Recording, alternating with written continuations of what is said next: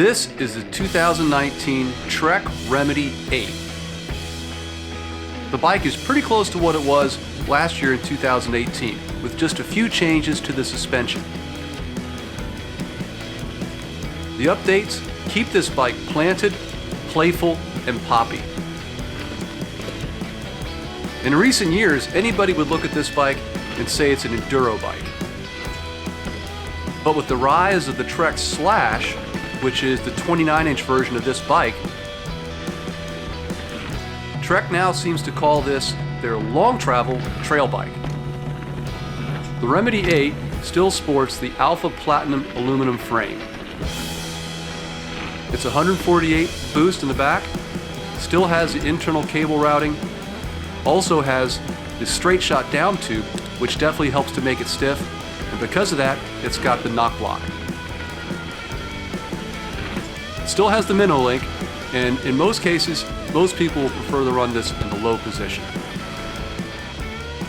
In the past, the shock was mounted on what they called the full floater, which was an extension of the chainstay. But now, with improvements to the shock, they were able to eliminate the floater, mount it to the frame, which they say adds stiffness, and still maintain that bottomless feel.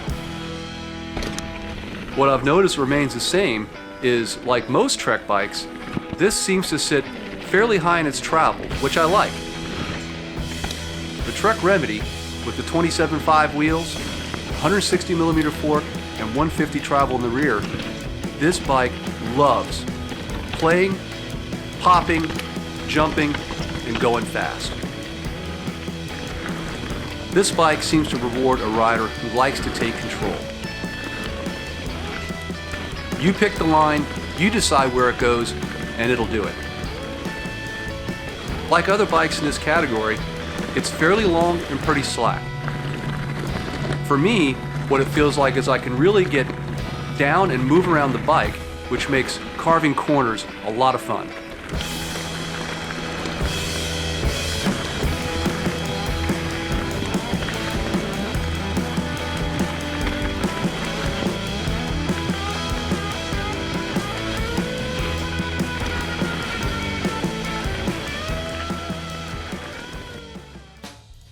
Here's a better look of the bike.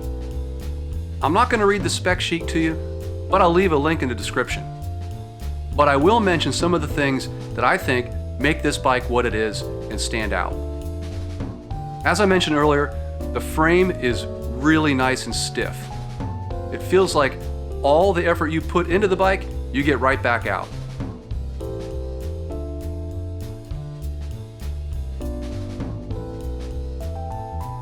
The wheels, which are the Line Comp 30s, are pretty decent. They're relatively stiff, not the lightest, but they're pretty solid. For this bike, the XR4 tires are pretty decent. At 27.5 and 2.6, it's a pretty good choice. As you'd expect, most of the components on this bike are going to be the shop brand Bontrager. The brakes are the SRAM Guide R 4-piston calipers.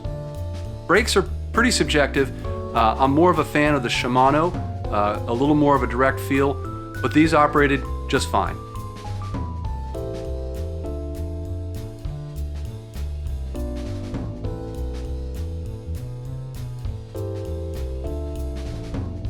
As I mentioned, the reactive shock keeps the pedaling pretty stable, but gives you plenty of feedback and push when you need it. The drivetrain is the SRAM GX Eagle 12-speed.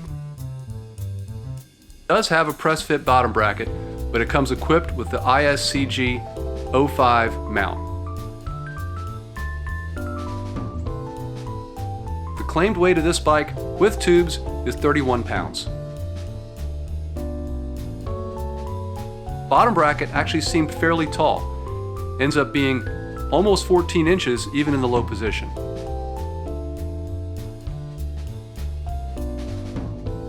Depending where you put the flip chip for the minnow link, the head tube angle is going to be between 66 and 65.5 degrees.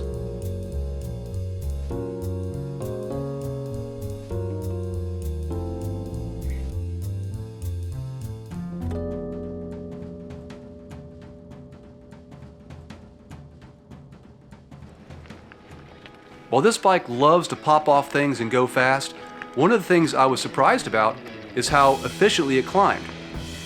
With the 27.5 wheels, you do have to maybe pick your line a little bit if you're doing technical climbs, but one of the things that I noticed was whether I was seated or pounding out of the saddle, it seemed to be pretty efficient. Pedal bob was pretty minimal, and I never locked out the shock or the fork all day. Mainly because if I do, I forget to unlock it. Man, this bike is a blast.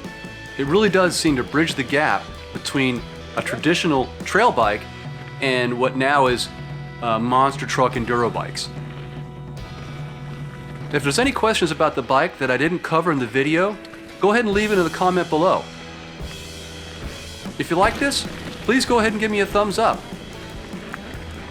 And if you're like me and just refuse to act your age, go ahead and subscribe. Thanks for watching.